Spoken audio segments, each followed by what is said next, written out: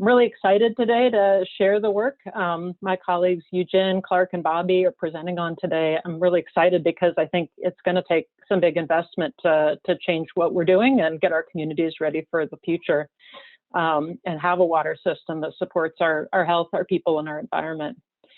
We know that federal investment's got to be a big piece of that puzzle. And so our friends today here are going to share some ways Oregon can grow its slice of the federal water funding, and invest it in healthier communities and ecosystems. Emily, can you take us to the next slide here? Thanks. So what we're going to walk you through today is an assessment that Eugene, Clark, and Bobby have been doing about what kind of water investment Oregon gets from the federal level, and how much, and also a sort of roadmap to how we can grow that slice in the future and then invest it in our communities and ecosystems. So we want to challenge you today to think a little bit about how this applies to your work as you're listening. And also whether there's a little or a big change that you can make to the way that you do your work, that can help implement some of the strategies we highlight here today and get this stuff into action. So I'm going to ask my colleague Eugene Kim to take us from here and start diving into the work. Yeah, thank you for that warm introduction. Yeah, so I'll set the stage a little bit and give a bit of context for the report. So Oregon has consistently received federal funding for water infrastructure, nearly $7.7 billion in the last 12 years.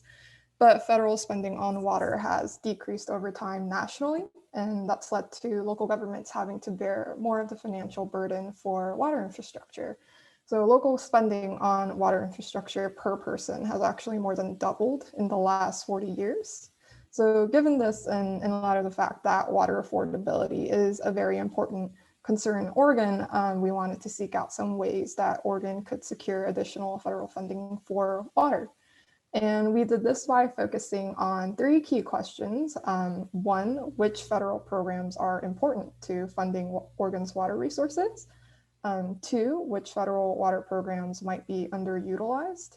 And three, what actions can be taken to increase the amount of federal water investment in Oregon? And in order to answer these questions, we used the federal funding database, which is publicly available at usaspending.gov. And using the database, we identified programs of interest using the keyword water as a filter. And we also took into account a letter from Governor Kate Brown's office pinpointing priority programs, as well as a report released in 2019 by the state of Oregon on the state's water needs. So after the sorting and filtering, we eventually ended up with the 240 federal programs on which we based our analysis on, out of more than nearly 1,000 grant programs that exist. Next slide, please. All right, so here's a look at our total federal water funding since 2008. So as Eugene mentioned, we gathered data on every relevant grant. And what's cool is that we can split that data by funding category, like we did here, or by county, or by specific recipient. So we have a lot of ability to dig deeper as is needed. Water investment has held pretty steadily until 2016, when federal investment started to grow. And it's worth noting that a lot of federal water spending runs on a cycle. So that's like the Water Resources Development Act every 2 years, or the Farm Bill every 5 years. And you can see that pretty clearly. We didn't just look at Oregon as an isolate, though. We wanted to compare it to other states as well. So next slide, please. And the good news is, comparatively, Oregon does very well. We do really well. And we identified two primary reasons for our success as a state. First is our legacy of environmental and cultural resources. So we get lots of funding for forest management and fire assistance because we have a lot of forests. And the same goes for other general funding related to federal and tribal lands. The second thing, though, is a legacy of coordinated action to achieve specific common goals within the state. Looking specifically at the salmon watershed plan in the 90s, it's still paying off now in our funding 25 years later. So there's still areas of improvement, though, and we wanted to consider those as well. Can you go to the next slide, please? It's worth noting here that of the 85 programs, we are in the bottom 40%. we've never received funding from 60. We found that no history of federal funding generally indicates non-eligibility. So frequently these programs are for a specific industry, like offshore drilling, or a specific region, like the Chesapeake, or a need, like desalination, that counts as water funding, but doesn't apply to us. That said, there are a few areas that we could increase our funding share, generally, again, through coordinated action and specific targeted requests. For example, planning assistance to rural towns could try to pull from direct drinking water and wastewater grants and loans. And similarly, we could also work towards coordinated actions with counties to use their natural hazard mitigation plans to access FEMA pre-disaster mitigation funds, which is another current gap right now. Next slide, please. Yeah, so we looked at some best practices that are in place in other states, to see what they're doing, how well they're doing it. And in our research, these 3 items here on the slide were frequently emphasized: having a centralized grants office, reducing negative federal audit findings, and maintaining a clear and updated needs assessment. And states who had these 3 things in place saw their federal grant revenue grow by 17%, opposed to states who didn't actually saw their revenue decrease by 4%. And applying these 3 things also decreased administrative costs for local governments by nearly 20%, which is pretty significant. And these 3 things encourage maximizing efficiency as well as the ability to be more competitive for federal funding. And these practices are also relevant to many other sectors, and it's not just limited to water.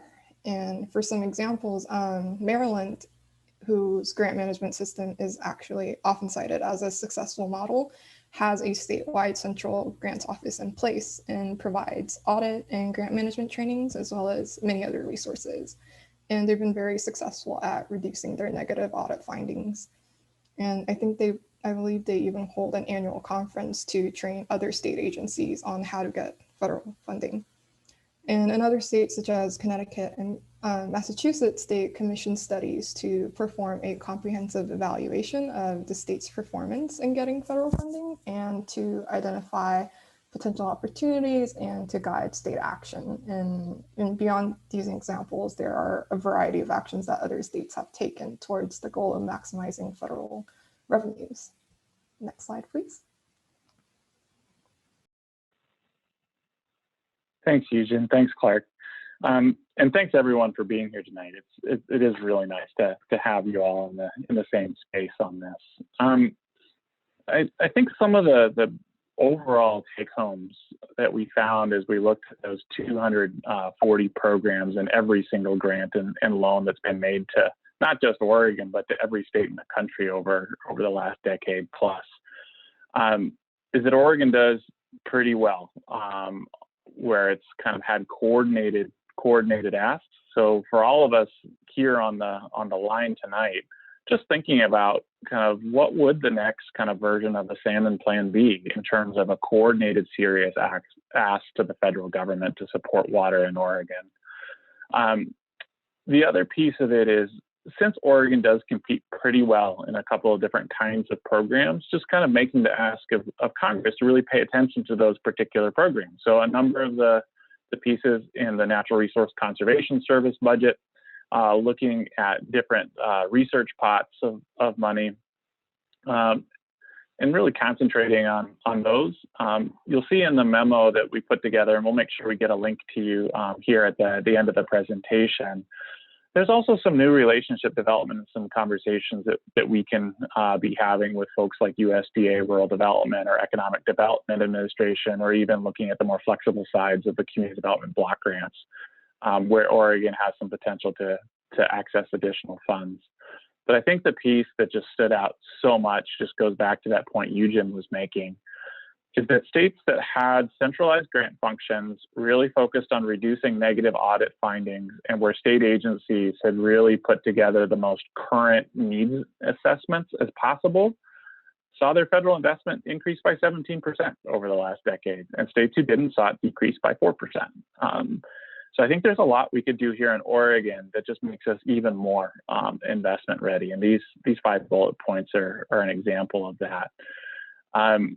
I think just as in terms of closing, something to leave us with is, as Clark mentioned, we could go a lot deeper in understanding kind of what the different patterns of investment are by county, by different types of investment type, who's getting those grants and who's not, conversations around how much non-federal match is either required and or being pulled in by some of these federal programs.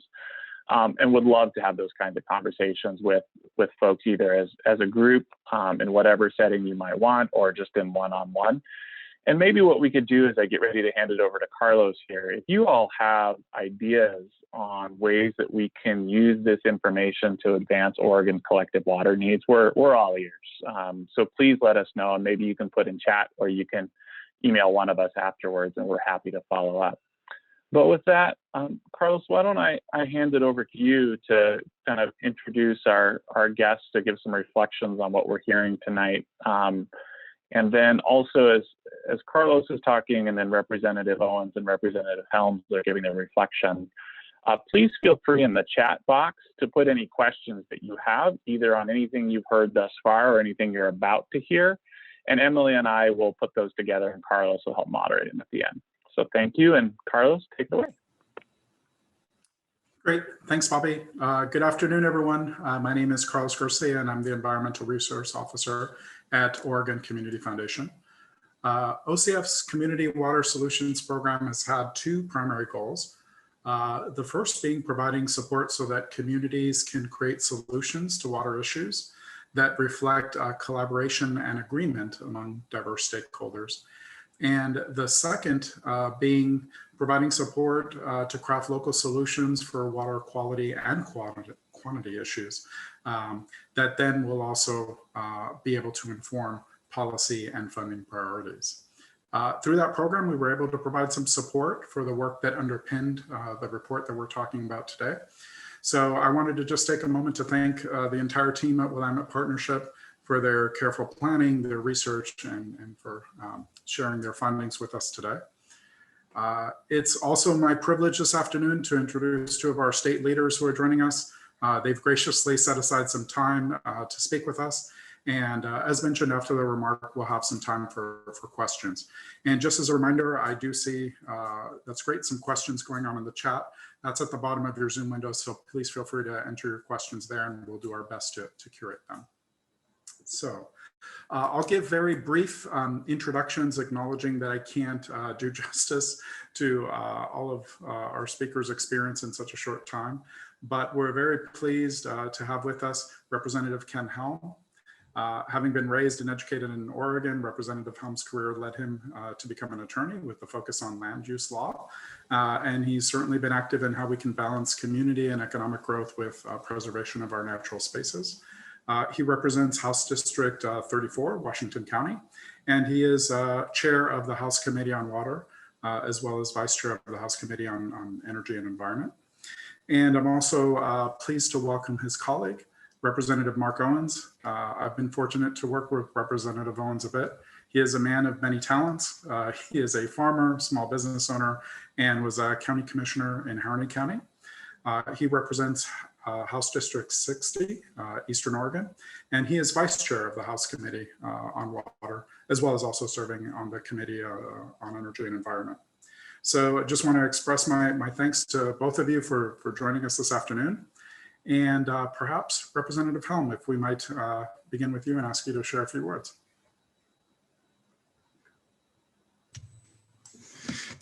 Thank you. So nice to be with you this afternoon, and I see many familiar faces and names, and so it's nice to be with those folks again. And for those of you I haven't met, I hope our paths cross soon in this work. It's so important.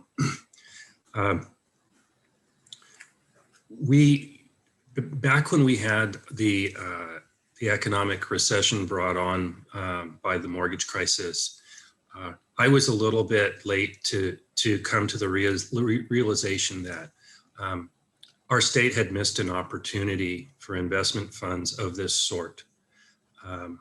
we then had the opportunity to make some significant changes in the way that we manage water in the state, particularly along the lines of conservation.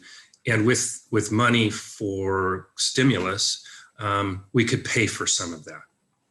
And I regretted that there wasn't a more robust conversation then, and that I wasn't part of it. Here we are again. And I am just so thankful that we've got some crowdsourced brains working on this to really think about how we can strategically go after federal money that very likely will be coming our way. So that's one thing. The other observation is this: I had just coincidentally today, I attended a webinar that was put on by the folks in New Mexico who are part of the Internet of Water of their state.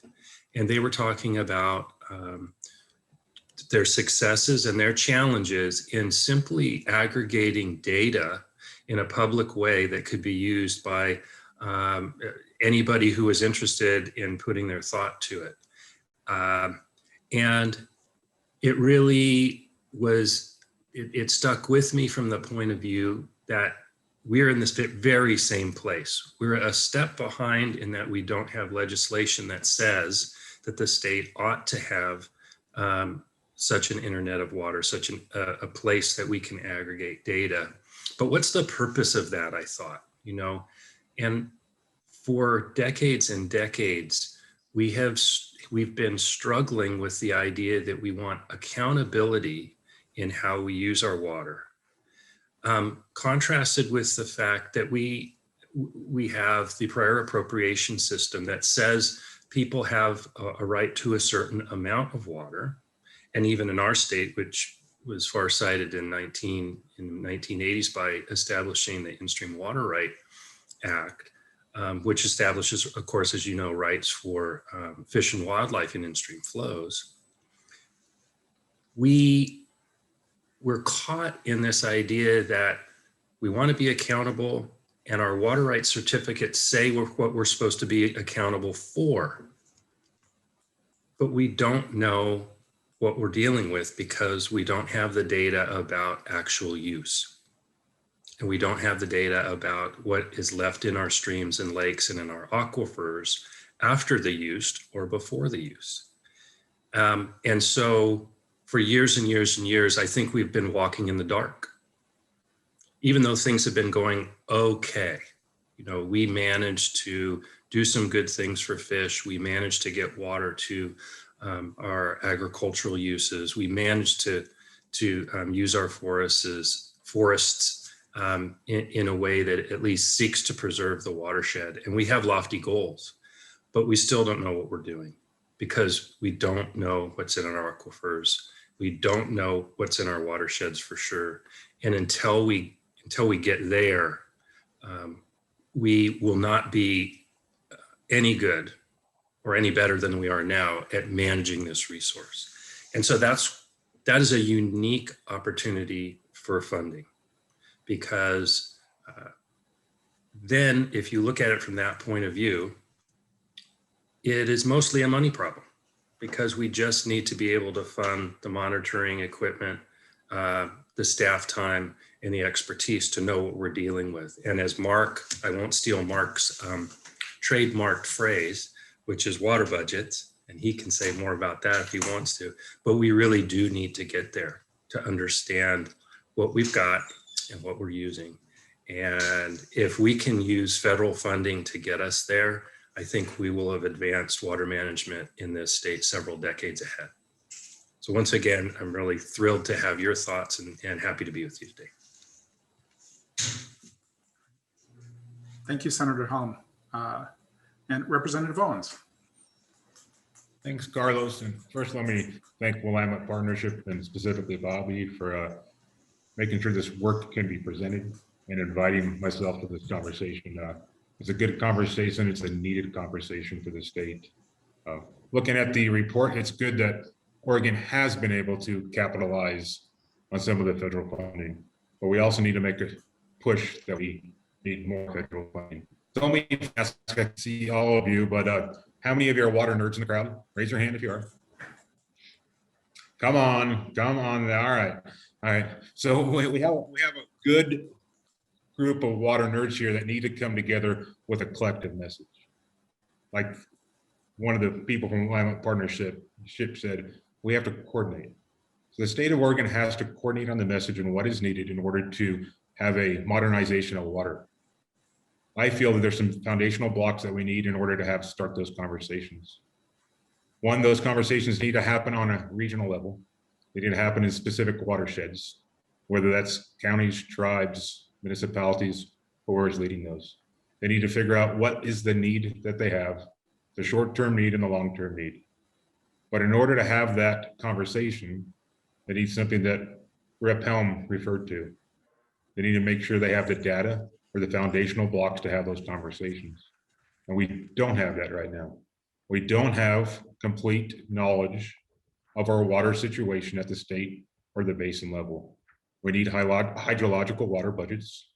We need the data that supports those hydrological budgets, consumptive use, evapotranspiration, what comes in and what goes out. Once we build that foundational block of knowledge, our communities can come together, our water basins can come together and start to plan, because then they'll know what they have.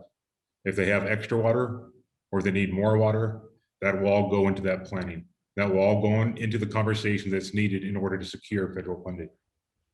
The other thing that I want to focus on is in the state, since I've been in the water conversation for about 6 years, there seems to be several one-off or multiple conversations going on in the state. So right now, going into the next year or in the last 6 months or last year, let's talk about some of the conversations that have occurred in the state. At one time, our governor prioritized it before COVID that water was going to be her priority for natural resource.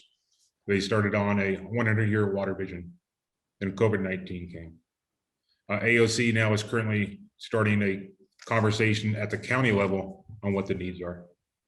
OBC is going to come out with a paper on the modernization of water and going to start some conversations on the basin level. The Environmental Justice Group has been having ongoing conversations for the last 6 months. What voices need to be in water? How do we modernize water? Those are some of the key ones that I know of, but I'm sure there's many more. In order for us to be successful in trying to gain a larger share of federal funding, we got to figure out how to bring these conversations together. We got to figure out how to make a unified message for Oregon. That unified message doesn't have to be a one-size-fits-all, because I believe in regionalization planning and regionalization need. But we got to bring these conversations together. We got to figure out who needs to be at the table, because it needs to be an inclusive group of people. In order to have those conversations, we're going to need help either at the state level for facilitation and for funding.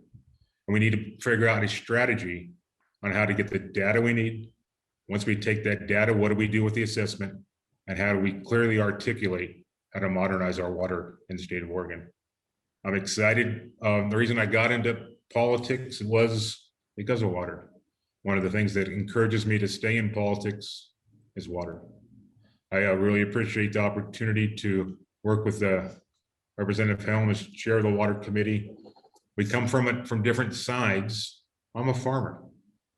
Ken comes from it from more of the conservation side, but we have the same goal. And I think most of the people in Oregon have the same goal. We need to turn the water situation in Oregon from a liability to an asset. The only way we're going to do that is to come collectively together. I'm going to keep rambling on, Bobby, so I probably should just be quiet. All right. Well, thank you, Representative Owens. We'll move on to questions, if that's okay with everyone. I've already seen some come through on the chat, and there was one sent to me here directly. In one of those, maybe I could ask here is that the report indicated the state has done well in securing federal funds when there is a common ask. And what would it take to coordinate a similar common ask around water?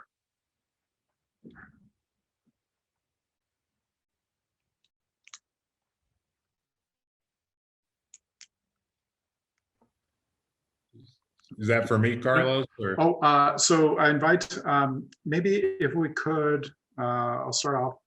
maybe with the Willamette partnership team to maybe highlight again some of those factors that we saw were key. And then maybe we could talk about how those are applicable to the state.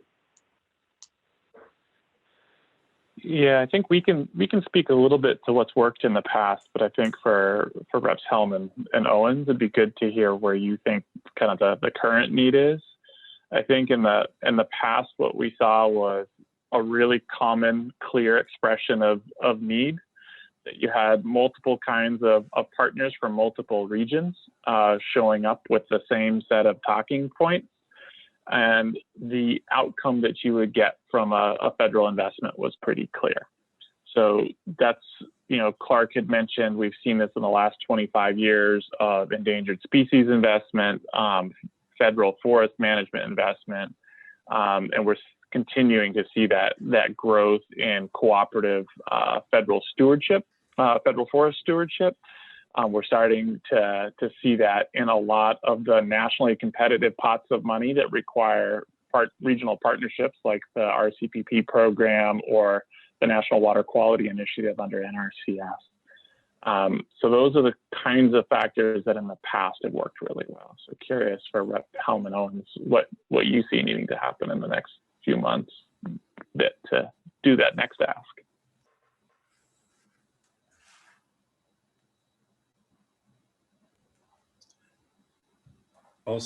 Mark, were you ready to start? Go ahead. Thanks, Ken. Thanks, Bobby. Yeah, I don't know what I could say than what I said in my opening remarks. We need to have that unified message. I agree, Bobby, but I also agree one of the biggest foundations is what Rep. Helm talked about. We have to have the data. We have to have the data in every water basin. We got to make sure the state has the infrastructure that's needed for observation wells, stream gauges, coordinating with the USGS to do hydrological budgets. I think we can fast track that if every basin and every conversation that's going on says one of the keys to modernizing the Oregon state water is data. And I think we could help the state put up some investment to increase that federal funding to fast track that so we can have that data within the next couple of years.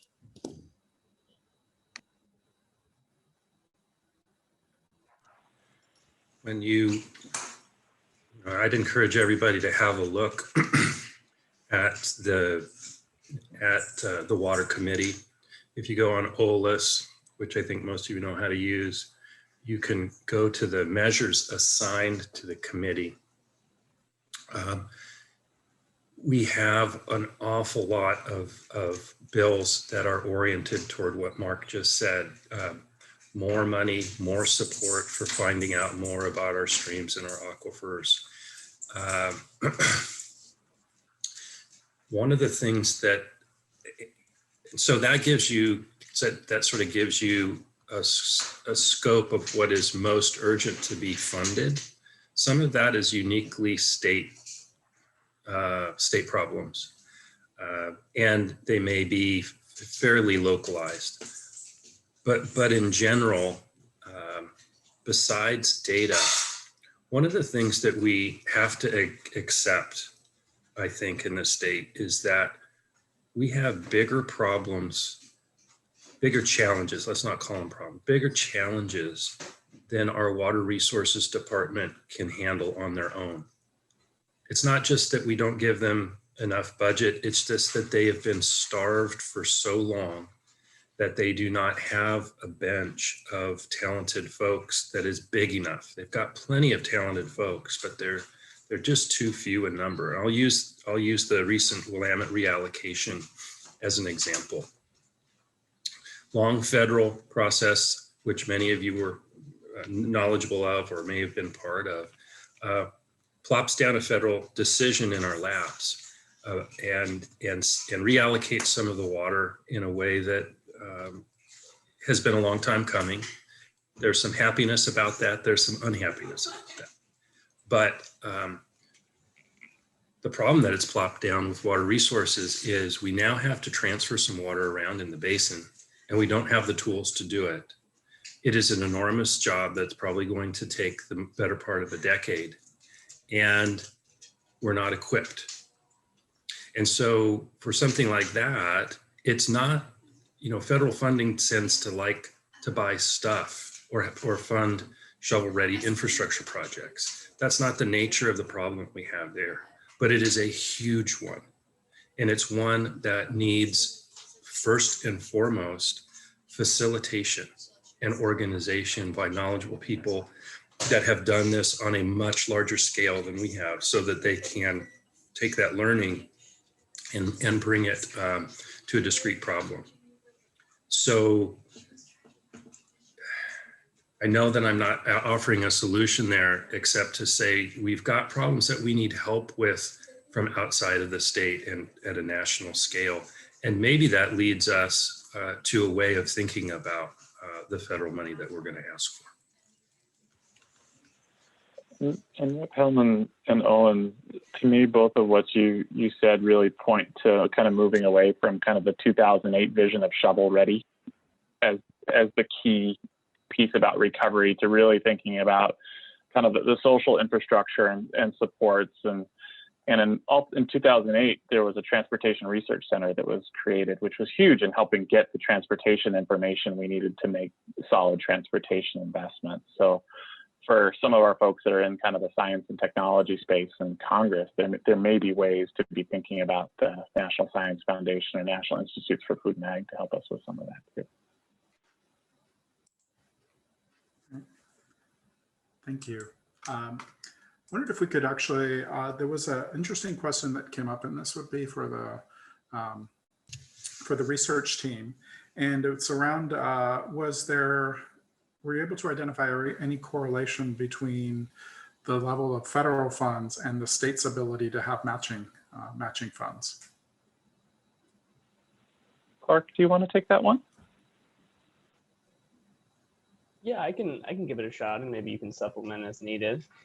That was something that we considered kind of as we dived further into the analysis, and we did not find a completely clear correlation. It was actually, one would expect a clearer correlation. So I can't speak to exactly why that is. Maybe Bobby has some ideas, but there wasn't a smoking gun.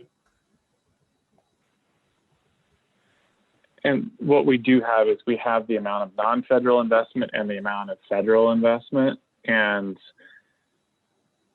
we'd have to, I think it's a bigger question about who's able to access the money. So I think the federal match requirements may make it easier for higher capacity, wealthier communities to access those federal funds, and harder for lower income communities to access those federal funds. So it wouldn't be hard to really look at the match barriers. But I think the state's ability to leverage federal match has been important on getting access to, say, FEMA fire recovery. And some of those flexible match dollars are pretty important to be thinking about. We just don't have that data yet. It wouldn't be hard to do if we wanted to do it.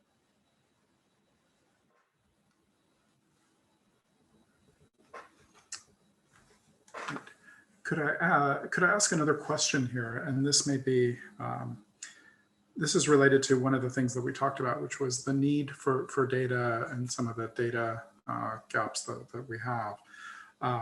But the question is, are there places where we're seeing bright spots around data gathering and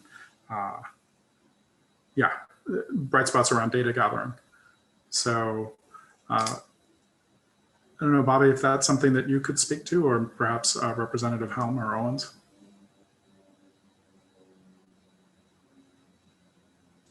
I think the Harney Basin is the brightest spot right now, and Mark has a great story to tell there.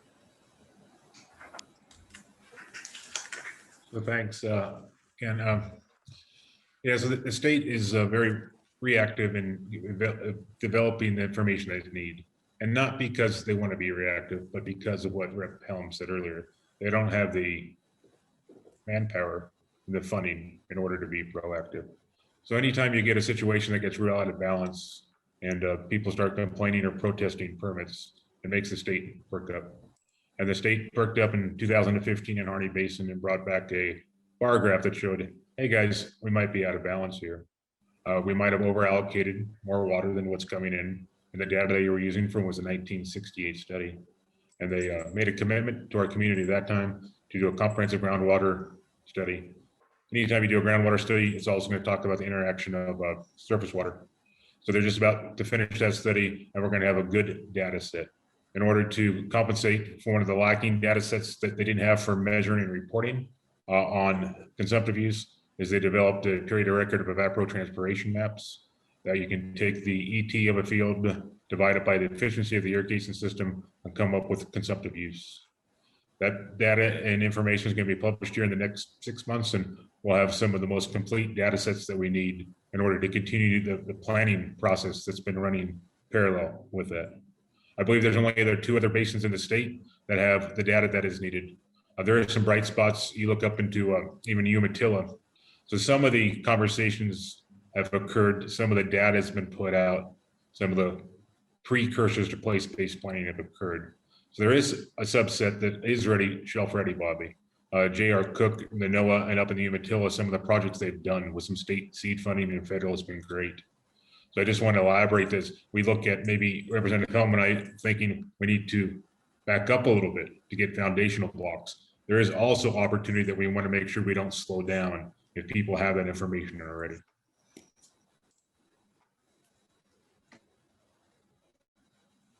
Great. Thank you so much. Oh, I'm sorry. Representative Helm, were you going to say something? Just to add something that I think is really important here, and that is without adequate knowledge of watersheds or aquifers, it allows phantom arguments to occur where people's philosophical points of view and principles outweigh the factors of what is really going on the ground. What I have watched occur to some degree, I don't think it's complete in the Harney yet, but the ability to get factual evidence that is not really refutable, it's just the way things are, have sobered up people's minds about how to go about solving the problem. And it becomes less a battle of values and more an issue of a common challenge to tackle and succeed on. That's something that people can work around, and it doesn't matter whether they're Democrats or Republicans, or they're strong property rights folks, or strong domestic well right user folks. They all see the problem clearly. And we're really good at coming together in Oregon and tackling big problems as long as we agree on the problem statement. And I see such a example of that in the Harney, not finished yet, but that's what I think I see happening. And if we could replicate part of that in other basins, in all the basins around the state and the critical aquifers, we'd make very quick progress, and it would be very meaningful. Great. Thank you. I did want to go back. There was a question early on, and I apologize that I missed it. But this is around, this is again maybe to the research team, around if there were specific programs that resulted in growing total funds to Oregon. So looking at maybe other states and how they've been successful in securing certain funds, was there, were there certain factors that really stood out that helped us grow the funding to the state? Carlos, are you asking about the specific factors of growing funding to the state of Oregon or to their state? I think we saw in the report there were certain factors that that we listed, but looking backwards in terms of we talked about how we've done well with the salmon plan. Were there other factors that's also contributed to Oregon being successful in being competitive in those specific federal programs? Yeah, and one of the things we can do is we can follow up with an email, because it seemed like there was a interest in like which particular programs were contributing to the growth overall in just the last couple of years, and we can go back to that. But I would point to the federal forest, the cooperative federal forest work and fire management work have contributed quite a bit to that growth. Eugen, do you want to talk a little bit about some of the things that other states have done, or the factors that other states have embraced to grow their investment? Yeah, I think one of the things that I saw was using the federal auditing, reducing negative federal audit findings. A lot of states have actually have seen their number of negative federal audit findings to realize they really need to work on improving that, because it measures performance and accountability, and definitely makes you more likely to get more funding in the future if you're performing well on those. And some of the simple fixes were oftentimes states don't know all the programs that are out there, which makes sense because there are more than 1,000. So just simply knowing what programs are out there and even what the eligibilities are can be incredibly helpful, because surprisingly, there are instances where agencies will begin applying for a grant and realize halfway that they aren't eligible, and that just takes up a lot of administrative efforts that's wasted.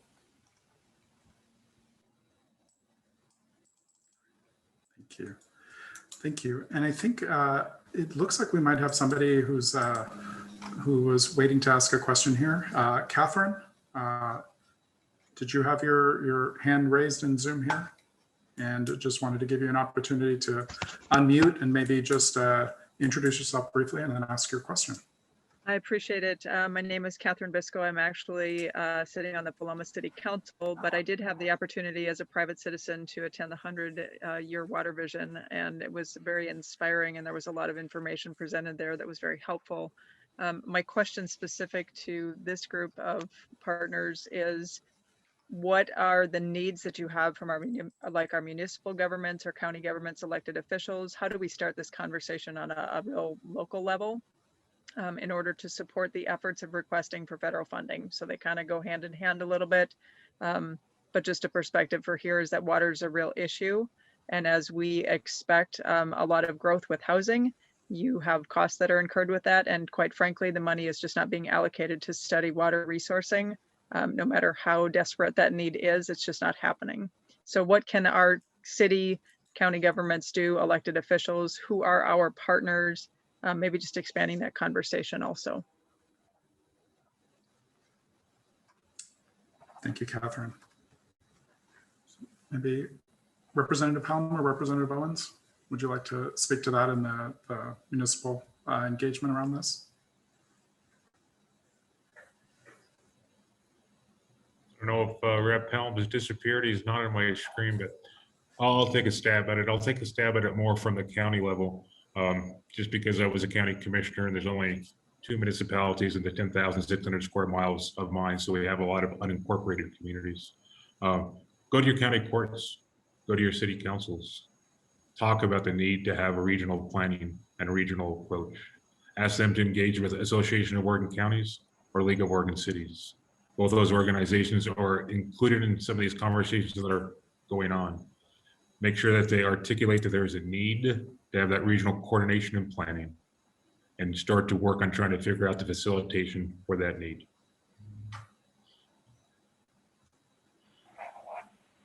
And I might add just a couple of things as well in terms of just, it's so easy to ignore water till it's not there. And I think city councils in particular have a really important role of kind of working with community members to make sure that water is not invisible, and inviting everyone, that's whether it's Willamette or Burns Paiute or anywhere in Oregon, that water is a big part of all of our future and what that vision might be. And doubling down, Mark, on what you talked about, League of Oregon Cities special districts, counties are aggregating that information, and that aggregation information is huge for us. So when you get a survey from League of Cities, please respond. And then the other piece of it is the state agencies are really working right now to try and figure out how to make the state water investment go as far as possible and coordinate those kinds of things. So don't be shy about reaching out to the state agencies that are funding water, whether that's DEQ or Business Oregon or Watershed Enhancement Board or Oregon Health Authority, to just make sure they're aware of your needs and know you're going to be coming to them with an ask. So Carlos, I also think we have a resource in the room that probably knows more than the rest of us, and that's Maida. Maida, I'm kind of calling you out, but I think I think the process that Maida was asked to tackle before we ran out of money, that this was right in the middle of it, and so should turn it over to her. Helm. Appreciate the call out. And actually, I would echo a lot of what you both were saying. And since I'm on, huge appreciation, Willamette Partnership, Rep. Helm and Rep. Owens for taking leadership in this conversation. I think there was a lot of conversation around the water vision, and a number of you all were there. And we hope we have some funding in this session. We hope to be able to pick that back up again now that we're starting to move past our budget challenges as a state and pick up some of that investment conversation again. But I do think Bobby really hit it on the head. Water is one of those things we don't pay attention to until it's gone. So we pay attention to the potholes in the road, and we get a hold of our folks immediately around those because it's there, it's in front of us, we're facing it, and water is below our feet until it comes into our houses. So I do think that, one, keeping our eye on the ball in terms of the needs. Two, recognizing what Bobby and the group has raised today, that we actually in many cases aren't doing a horrible job in bringing in those federal dollars, but being able to bring that in a more coordinated conversation where we can say, as Representative Owens said, in this region, this is the need. We are coordinated around that need. We've got a system in place that helps raise that to the highest level, because these investments are happening, but making sure that we really think about how they happen strategically. And then the other thing, I will continue to echo what Representative Owens and Representative Helm said, and we are seeing in our state agencies, is really pushing that data conversation forward to the extent that we can. So as you're talking locally, being very clear about the data that you need for good decision making and how we can ensure that becomes available. I think honestly, it's, for me, it has become more and more clear that regional governance and the access to data for good decision making are going to really help that local level for you to raise those issues up from your communities to the legislature, to the governor's office, and to our federal partners.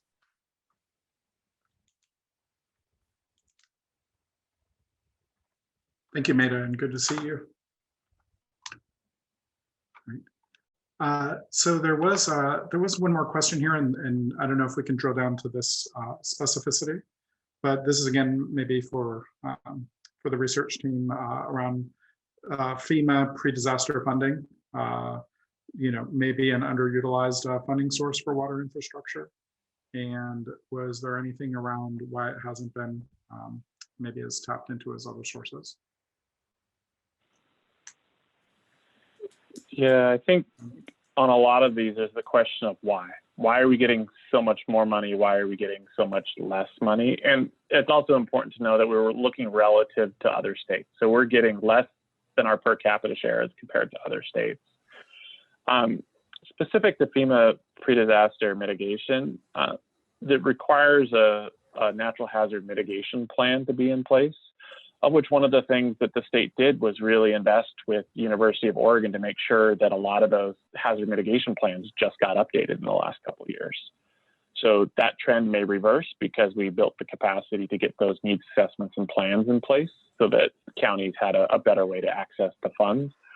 The other piece is applying for some of these grants are are pretty burdensome. It's like, from my own experience helping a couple of counties apply after the fall fires, you have to do a pretty intensive cost benefit analysis. And when you've got Marion County and Lynn County public works directors working to try and, restore road service or power to folks, doing a cost benefit analysis just isn't doable. So kind of having that extra hand for folks, even just to apply for these grants, is important on the FEMA work. Carlos, Yes. sorry to interrupt. Yes. I just want to follow Rep. Helm's lead. He hijacked your meeting just a little bit. So as we're talking about federal infrastructure, there is a group that's been very successful in Oregon. They started up in Hood River. They started up with a fish issue. They started Farmer Conservation Alliance. And they've expanded the resources to bring state funding in and local conversations to highlight the need. I believe that Brett Golden's on, and I would, if you don't mind, if you entertain me a little bit, if we could get him to speak on how they've been successful, give us some lessons learned, because I think it's important to learn from those that have been successful. Sure, give me 1 second to get my camera going again. We followed a lot of the model that we heard Bobby and everyone else talk about earlier, in that we've been able to come together with coordinated asks from a wide range of stakeholders for a very clear, definable outcome. And what we've been hearing from federal agencies is being able to define that exactly what we're talking about. Being able to define that outcome has been critical. They're more and more looking for that. They used to look at inputs, and we've spent $10 million here, $100 million here, and now they're really looking to say we've affected this many people, we've helped this many community members, we provided this much water to rivers, to cities, to agriculture, and it leads to this economic development outcome. And what we've been able to do is we and all the partners we work with have been able to really take that and show what the outcome of that work is. It has required a lot of work to get projects to be considered shovel ready. And so that emphasis on, pre-shovel ready funding has led to, it was a big emphasis on that and a big investment in that work, but that led to a really big outcome. It just kind of highlights the importance of the work that you wouldn't necessarily see as easy to find funding for. Thank you, Brett. So I did see that we're coming very soon to the close of our time together, but I wondered if we might just go around and just to hear a few final words of wisdom or inspiration, and maybe we'll start off with Bobby. Could I ask you to speak for the Willamette Partnership team? Yeah, I think the point here is that when we get coordinated and make a serious ask, Oregon actually does pretty well. People listen to us when we show up. So it's just hunkering down to do that. It doesn't need to be perfect. It just needs to be serious. Right. And Representative Helm, a few final words from you.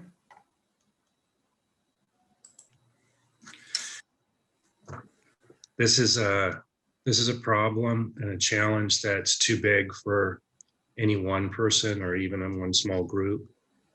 I feel like we're in the age of crowdsourcing. And when we do that, we leverage the best of what we can do. So efforts like this and other efforts that listen to the voices that are talking and both understand their problems and then ask them for solutions that we can include in the mix strengthens our hand. So let's keep crowdsourcing.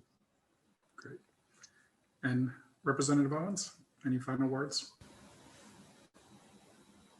I was able to take myself off mute every time in this one before I spoke. That's an accomplishment for me. I just want to reemphasize a coordinated message. As we talk about it, as Rep. Helm and I talk about it, also trying to elevate this conversation.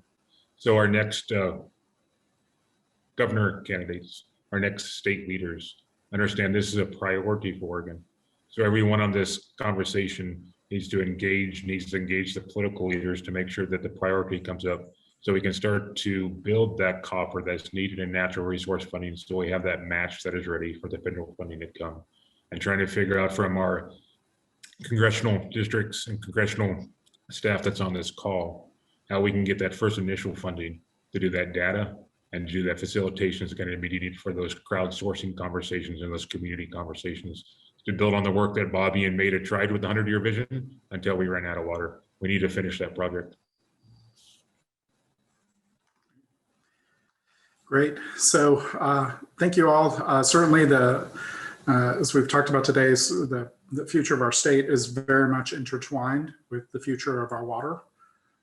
And I just want to close by saying, once again, special thanks to the Willamette Partnership team, Bobby, Sarah, Ewan, and Clark, and Emily, certainly for all of the work on the report and for today's session. Thanks to our guests, Representative Helm and Representative Owens. And certainly thanks to all of you for taking time out of your afternoon and sharing it with us. So with that, we'll bring this to a close. And thank you once again, everybody, for your time. Have a good evening. Thanks all. Thanks so much, everybody.